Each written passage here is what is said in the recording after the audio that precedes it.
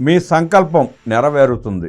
విద్యార్థుల కలలకు సీఎం నారా చంద్రబాబు నాయుడు, మంత్రి నారా లోకేష్ ఆశీర్వాదం. ముఖ్యమంత్రి చంద్రబాబు నాయుడు ఎదుట తమ ఆకాంక్షలు, ఆశయాలను ప్రకటించుకున్న పిల్లలను చంద్రబాబు, నారా లోకేష్ ప్రశంసించి ప్రోత్సహించారు. పోలవరం జిల్లా రంపచోడవరంలో శుక్రవారం నిర్వహించిన మెగా పీటీఎం మీటింగ్లో ముఖ్యమంత్రి చంద్రబాబు గారికి పిల్లలు తమ లక్ష్యాలను, ఆశయాలను వెల్లడించారు. ఉన్నత ఆశయాలను వెల్లడించిన పిల్లలను చూసి ముఖ్యమంత్రి నారా చంద్రబాబు నాయుడు మురిసిపోయారు. మంత్రి నారా లోకేష్ అభినందనలు తెలుపుతూ మీ సంకల్పం నెరవేరుతుందని ఆశీర్వదించారు. తాను భవిష్యత్తులో ఐఏఎస్ అధికారిగా మారి ముఖ్యమంత్రి చంద్రబాబు నాయుడు గారికి రిపోర్ట్ చేస్తానని చెప్పిన విద్యార్థి సాత్విక్ని సీఎం ప్రత్యేకంగా అభినందిస్తూ అతని సంకల్పం తప్పకుండా నెరవేరుతుందని ఆశీర్వదించారు.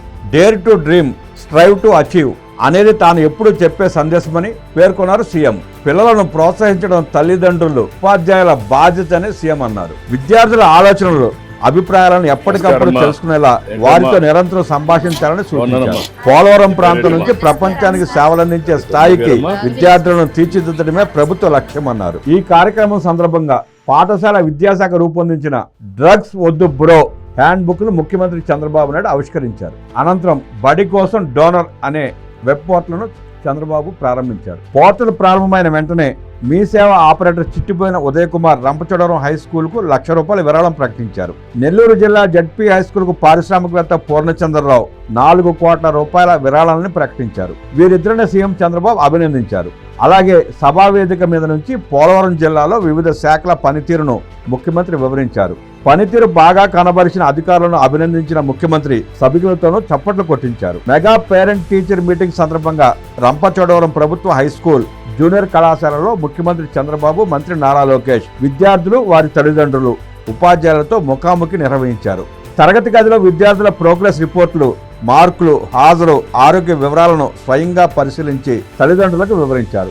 ఆశ్రమ పాఠశాలల విద్యార్థుల రిపోర్ట్ కార్డును వారి ఇళ్లకే పంపేలా జిల్లా కలెక్టర్ను ఆదేశించారు. మరో తరగతి గదిలో స్మార్ట్ బోర్డు ద్వారా బోధనా విధానాన్ని పరిశీలించిన సీఎం కొద్దిసేపు ఉపాధ్యాయుడిగా మారి విద్యార్థులకు పాఠాలు బోధించి వారిని ఉత్సాహపరిచారు. పాఠశాల ఆవరణలో విద్యార్థులు నాటిన మొక్కలను పరిశీలించిన CM green passport QR code ఆధారంగా మొక్కల వివరాలు తెలుసుకునే విధానాన్ని అభినందిస్తూ రాష్ట్రంలో పచ్చదనాన్ని పెంచేందుకు ప్రతి విద్యార్థి భాగస్వామి కావాలని పిలుపునిచ్చారు. అనంతరం మెగా పీటీఎం ఫోటో ఫ్రేమ్ వద్ద విద్యార్థులు తల్లిదండ్రులతో కలిసి ఫోటో దిగారు.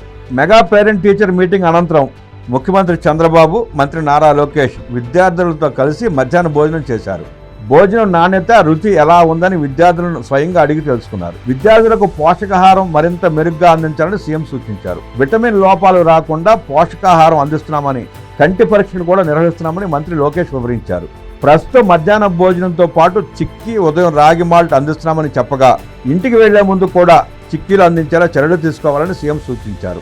అనంతరం విద్యార్థుల కోరిక మేరకు వారితో కలిసి ప్రత్యేకంగా ఫోటోలు దిగుతూ ఆప్యాయంగా ముచ్చటించారు. కార్యక్రమంలో స్థానిక ప్రజాప్రతినిధులు, విద్యాశాఖ ఉన్నతాధికారులు, జిల్లా అధికారులు, ఉద్యోగులు, కూటమి పార్టీల నేతలు పాల్గొన్నారు.